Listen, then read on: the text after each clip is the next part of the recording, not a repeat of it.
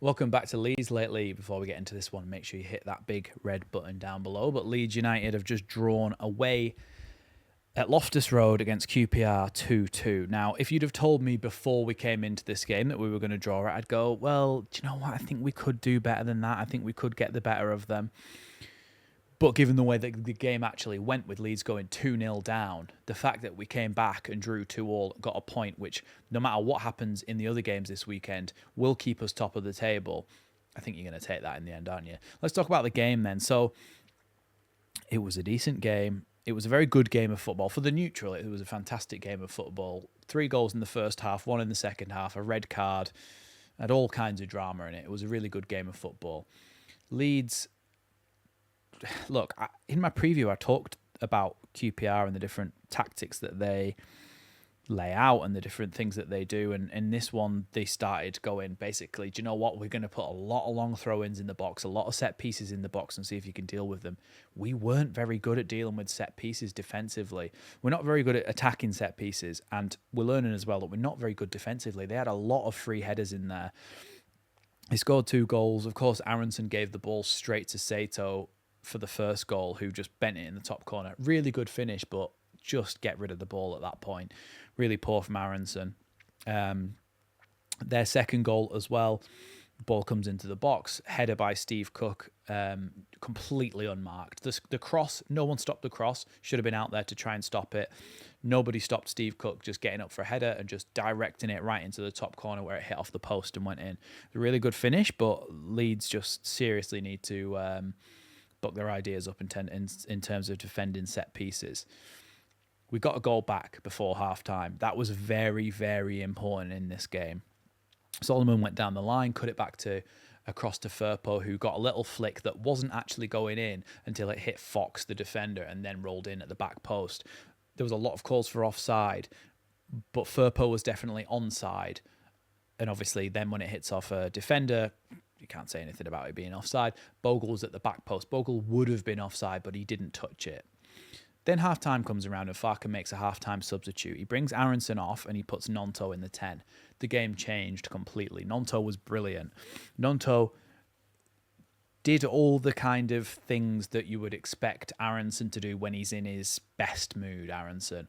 But because Aronson's probably a bit tired and maybe he was a bit out of form, Nonto came on and did that brilliantly well. He really did. He came on and completely changed the game. The way he was able to drift out wide, provide support for both wingers, as well as coming in and acting as like a shadow striker behind Joel Peru as well. He certainly cemented himself, in my mind, as a viable option, being a number 10 going forward when Aronson's tired, or to come on as a substitute for Aronson, because we don't really seem to bring Aronson off very often.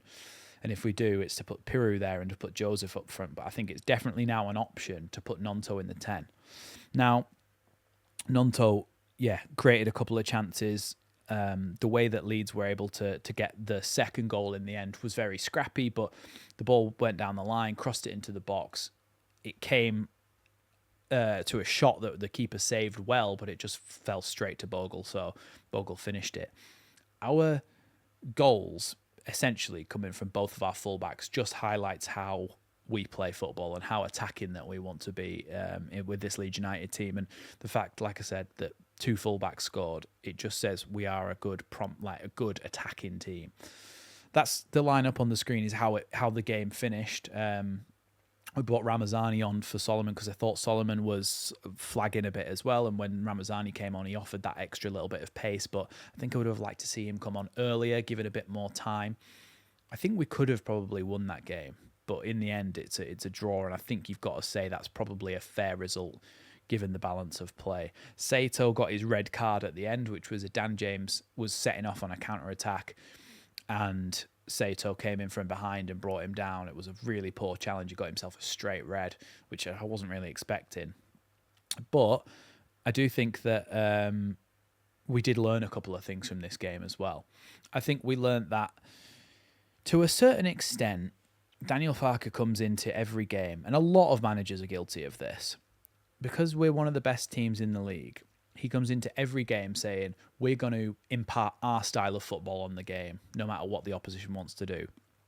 Whereas I think somebody like Marti Cifuentes, who knows that he's not got the best squad in the league, he's not got the best team, and he's coming up against one of the best teams. I think what he knows is, okay, well, we can't just play the way we always play. We've got to have at least one thing that we think we can catch them out with. So therefore, he's telling them to put every throw in, long throw, put it in the box. Every corner kick, put it in the box. Every situation where you can get the ball in the box off the ground, it's going to cause Leeds problems. And it really, really did. And I'm just watching the goal back there. For it was a short. They took the one short throw and they took, then crossed it into the box and headed it into the back of the net. Leeds couldn't deal with that. What I think Farke is guilty of, and like I said, it's not just him. There's a lot of managers who are guilty of this. Is just wanting to impart your own style of play on the game, and not considering or giving enough credit to the opposition and what they might do. I.e., you go into a game and analyse QPR. Okay, well, just for an example, this doesn't necessarily apply to QPR, but okay, well, they're weak when... Let's use the same example. They might be weak. The opposition might be weak when you cross balls into the box. But I feel like we'll then still play the same way and not cross as many balls into the box. It only needs to be little tweaks, little things like that, where you do something different per opposition. But I just don't particularly think we ever really do that. I think a lot of the time we just go, okay, we're just going to play our football, which it's worked a lot of the season. But in games like this and in games like Portsmouth away and things like that, I feel like you need to particularly find out what their weakness is and do a little bit more of that than you usually would do in a game. That's my kind of analysis of that. I also think that whilst in the end we did come back and score the goals, we didn't have a great performance until Nonto came on and changed a lot of things. So I think Meslier had a good game, confident game. He came out and punched and caught a lot of crosses and stuff. Thought he did well. Thought Rodon and Strauch they weren't bad, but they weren't as good as they usually are, I don't think. And there was moments where you think, why are you nowhere near the big striker who is literally just a target man? Why are you not near him to head the ball away? So there's that. Bogle and Firpo, I think Bogle played really well. Firpo played decent. Again, getting forward a lot. The fact that they essentially, well, let's say Firpo scored the other goal. He was there in the box to finish it off. I think the fact that both of those players scored the goal says a lot about their games of getting forward and being able to get into those half spaces and get into the box.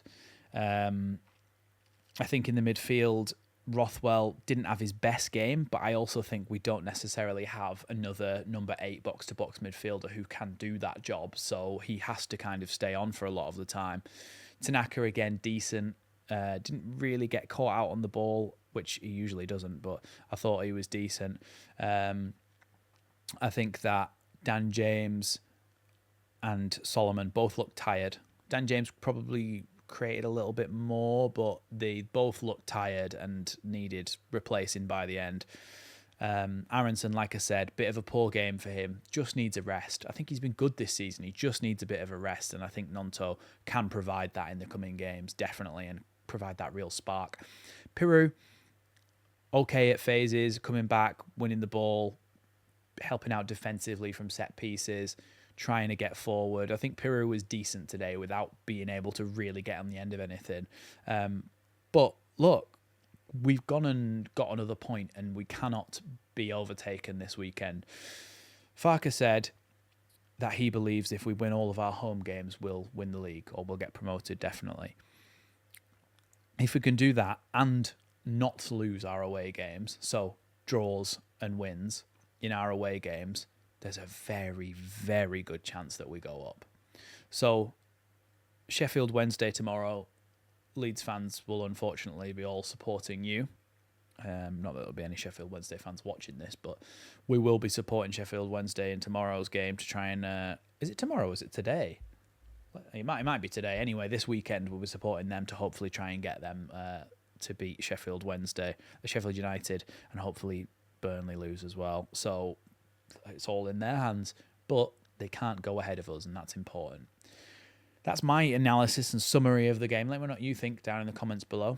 And yeah, thanks for watching Leeds Lately. I'll see you in the next one.